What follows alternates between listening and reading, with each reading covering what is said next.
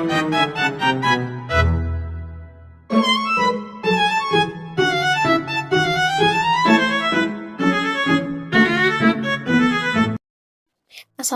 warahmatullahi wabarakatuh. Halo semuanya, perkenalkan saya Widya Rahmi Zahara dengan NPM B1A024131. Nah, di video kali ini aku bakal bahas tentang rancangan undang-undang Kitab Undang-Undang Hukum Acara Pidana baru. Nah, yang mana judulnya itu adalah pembaruan atau masalah baru. Karena jujur saja aturan ini itu disahkan cepet banget, tapi proses pembahasannya itu sendiri malah lambat dan hampir nggak ada suara publik yang didengar. Padahal perubahan KUHP ini menyangkut hal-hal yang dekat dengan kehidupan kita, ruang privat, ruang kebebasan berbicara, sampai aturan pidana yang bakal dipakai puluhan tahun ke depan. Jadi wajar kalau masyarakat bertanya, sebenarnya siapa sih yang dilibatkan? Nah, sebelum masuk ke isi pasal-pasalnya, kita perlu sadar dulu nih, bahwa revisi KUHP ini itu bukan revisi kecil. Perubahannya itu menyentuh yang mana aku sebutin tadi, yaitu ruang privat kita, kebebasan berbicara, bagaimana aparat bekerja, bahkan potensi pembatasan terhadap kritik publik. Dan mengingat KUHP ini adalah hukum acara pidana, ini bukan aturan yang tentang cuma kita baca lalu selesai. Ini adalah aturan yang menentukan bagaimana seseorang itu bisa ditangkap, digeledah, disadap, ditahan, atau bahkan bagaimana proses peradilan itu bekerja. Jadi ketika publik tidak dilibatkan dalam pembahasannya, itu masalah yang sangat besar, karena kita yang akan merasakan dampaknya nantinya. Nah, sekarang kita itu akan lihat secara pembahasannya. Dari proses itu terlihat beberapa pola pikir yang soal dianggap wajar oleh pembuat undang-undangnya. Yang pertama yaitu asumsi bahwa masyarakat ini sudah paham isi draftnya. Padahal isi draftnya itu tebal, versinya itu berubah-ubah, dan sosialisasi itu hampir tidak ada. Bagaimana masyarakat itu mau paham kalau akses ke informasinya saja itu minim. Nah, yang kedua, mereka itu membawa satu standar moral untuk seluruh Indonesia, yang mana kita tahu Indonesia itu luas dan beragam, budayanya, sukunya, segala macamnya. Nah, apa yang dianggap melanggar moral di satu daerah itu belum tentu sama di daerah lain, tapi beberapa pasal itu terasa seperti menggunakan satu kacamata saja. Yang ketiga, itu negara masuk terlalu jauh ke ranah pribadi para warganya. Nah, beberapa aturan ini menyentuh ruang private warga dan menimbulkan kekhawatiran bahwa batas negara itu terhadap privasi itu makin kabur. Nah, yang keempat, ada pola bahwa ketertiban itu dianggap lebih penting daripada kebebasan. Tidak salah menjaga ketertiban, tapi ketika kebebasan seperti kebebasan berpendapat jadi dikorbankan, itu tanda bahaya, karena ruang kritik akan menyempit. Padahal kita negara demokrasi. Jadi bagaimana kita mau melaksanakan demokrasi itu jikalau kebebasan berpendapat kita itu menyempit, dan semuanya itu akan jadi serba salah ketika kita mengeluarkan opini di ruang publik. Nah, cara pikir seperti ini itu jarang dibahas secara jujur oleh para pembuat kebijakan. Tapi justru cara pikir inilah yang menentukan arah hukum yang kita gunakan bertahun-tahun ke depan.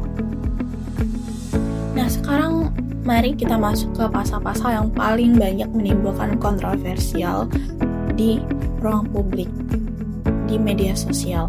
Nah, yaitu pertama di sini saya mengambil pasal 16, operasi terselubung, yang mana secara konsep undercover operation bisa berguna untuk memerangi kejahatan tertentu. Tapi masalahnya tanpa pengawasan yang ketat, metode ini itu bisa berubah menjadi penyalahgunaan wewenang. Nah, contoh yang sering dikhawatirkan publik adalah entrapment, yaitu ketika aparat itu justru memancing orang melakukan kejahatan agar bisa ditangkap. Nah, yang kedua itu ada pasal 5, penangkapan saat penyelidikan. Ini sangat krusial. Pasal ini itu memungkinkan penangkapan dilakukan meskipun tindak pidananya itu belum jelas terbukti. Bayangkan, seseorang itu bisa ditangkap karena kecurigaan semata tanpa batasan yang ketat. Nah, risikonya itu adalah salah tangkap dan tindakan sewenang-wenang. Nah, yang selanjutnya ada pasal 90 dan 93 yang mana berisi upaya paksa longgar, di mana penggeledahan, penyitaan, dan penangkapan itu menjadi jauh lebih mudah. Padahal tiga tindakan ini adalah bentuk pembatasan HAM paling besar dalam hukum acara pidana. Kalau syaratnya dilonggarkan, maka kontrol terhadap penyalahgunaan itu makin lemah. Selanjutnya, pasal 105, 112A, 132A, dan 124 tentang geledah dan sadap tanpa izin hukum. Nah, ini tuh salah satu yang paling mendapat penolakan oleh publik dan salah satu yang paling banyak mendapat kecaman dan menjadi paling banyak topiknya di media sosial. Nah, biasanya penyadapan atau penggeledahan itu harus ada izin hakim sebagaimana bentuk check and balance. Nah, di sini tanpa izin hakim, aparat bisa masuk ke rumah orang, menyita barang atau menyadap telepon tanpa mekanisme pengawasan. Nah, selanjutnya itu ada pasal 74, di mana damai itu di bawah tekanan. Nah, restoratif justice itu bagus, tapi kalau diterapkan tanpa perlindungan korban, justru bisa jadi alat pemaksaan. Bayangkan orang didorong berdamai, padahal dia belum tentu bersalah, atau malah dia yang jadi korban. Selanjutnya itu pasal 137, penghukuman itu tanpa batas waktu. Nah, pasal ini menyangkut penyandang disabilitas mental dan tidak ada batas waktu penghukumannya. Nah, ini berbahaya karena mereka adalah kelompok paling rentan, alih-alih dilindungi justru bisa tidak punya kepastian hukum. Jadi bukan berarti pasal-pasal ini masih disalahgunakan, masalahnya potensinya itu sangat besar. Dan dalam hukum pidana, potensi penyalahgunaan saja sudah cukup jadi alarm. Selanjutnya, pada dampak sosial dan demokrasi. Sekarang, pertanyaannya, kalau pasal-pasal ini tetap berlaku, apa dampaknya? Pertama, aturan yang multitafsir bikin masyarakat dan aparat sama-sama bekerja dalam ketidakpastian. Ibaratnya, semua berjalan dengan dalam gelap. Yang terjadi bukan kepastian hukum, tapi ketergantungan pada tafsir siapa yang sedang berkuasa. Kedua, aturan penghinaan pejabat dan pembatasan terhadap kritik menciptakan efek jerak. Bukan jerak karena bersalah, tapi jerak karena takut ditangkap akibat salah tafsir. Akibatnya ruang publik itu semakin sunyi dan mereka semakin takut untuk bersuara. Ketiga, ketidakcocokan antara hukum dan realitas itu membuat masyarakat makin enggan percaya pada hukum. Hukum akhirnya tidak dilihat sebagai pelindung, tapi justru sebagai ancaman. Yang keempat, dalam jangka panjang, ini melemahkan budaya demokrasi. Kalau warga makin takut bersuara, maka pengawasan terhadap kekuasaan itu semakin lemah. Demokrasi tidak mati secara tiba-tiba, demokrasi mati perlahan ketika masyarakat berhenti berani bicara. Nah, selanjutnya, pendukung KUHP baru mengatakan bahwa ini adalah langkah maju untuk lepas dari warisan hukum kolonial. Dan benar, KUHP memang perlu diperbarui. Tapi, kita tidak bisa menyebut sesuatu sebagai maju hanya karena diganti pasalnya. Kalau masyarakat tidak dilibatkan, kalau kelompok rentan tidak diajak bicara, dan kalau prosesnya tidak transparan, maka itu bukan kemajuan. Tapi hanya pergantian teks.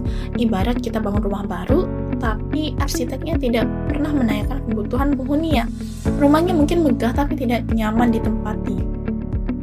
Dan alternatif paling logis adalah membuka ruang uji publik ulang, selanjutnya mengumpulkan masukan dari akademisi, jurnalis, praktisi hukum, kelompok rentan, dan memastikan pasal-pasalnya itu diuji dengan perspektif HAM dan demokrasi.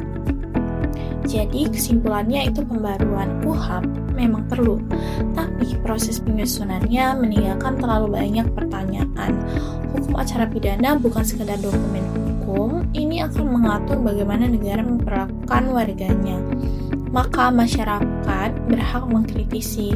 Kritik bukan tindakan melawan negara, kritik adalah bentuk kepedulian untuk memastikan hukum yang lahir itu benar-benar adil, manusiawi, dan melindungi warga. Ayo mulai membaca pasalnya, menimbang dampaknya, dan berdiskusi tanpa takut. Semakin banyak orang memahami, semakin kuat posisi publik dalam mengawal kebijakan. Terima kasih, sekian dari penjelasan saya. Wassalamualaikum warahmatullahi wabarakatuh.